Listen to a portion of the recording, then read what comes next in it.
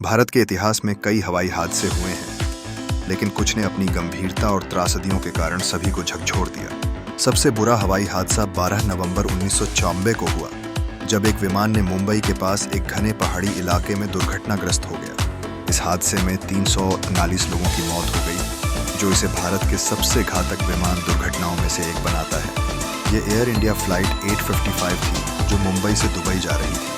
Crew और यात्रियों में से कोई भी इस दुर्घटना से बच नहीं सका। हादसे के कारणों की जांच में कई तथ्य सामने आए, जिनमें मौसम की असामान्यता और विमान की तकनीकी खामियां शामिल थीं। यह दर्दनाक घटना न केवल यात्रियों के परिवारों के लिए एक बड़ा शोक था, बल्कि पूरी राष्ट्र के लिए भी एक गंभीर चेतावनी था। इस डरावने हादसे ने विमानन सुरक्षा से संबंधित नियमों और प्रक्रियाओं पर सवाल उठाए। एयरलाइन कंपनियों और सरकारी नियामकों को इस दुर्घटना से सीख लेकर विमानन में सुरक्षा को प्राथमिकता देने की आवश्यकता थी। सरकारी और निजी संस्थाओं ने इस हादसे के बाद विमानों की सुरक्षा उपायों को और अधिक सख्त करने में तेजी लाई।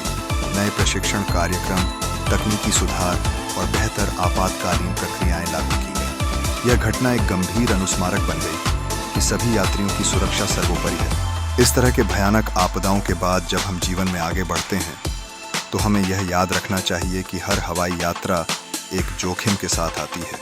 हमारी विमानन प्रक्रियाएं मजबूत हैं, लेकिन हमेशा कुछ अनजान खतरे होते हैं। इस दुर्घटना के शोक संतप्त परिवारों को श्रद्धांजलि देना आवश्यक है। यह न केवल एक हवाई हादसा था, बल्कि यह एक घटना थी जो कई जीवन को बदल कर रख देती है। उनके नाम हमारे दिलों में हमेशा रहेंगे, और हमें यह याद रखना होगा कि हम सभी एक दूसरे के प्रति कितने संवेदनशील हैं। अंत में हम आशा करते हैं कि ऐसे हादसे भविष्य में न हों और विमानन उद्योग की सुरक्षा में लगातार सुधार होते रहें। हमारी सावधानी और जागरूकता ही हमें हवाई सफर के इस अनुभव को सुरक्षित बनाने में मदद करेगी।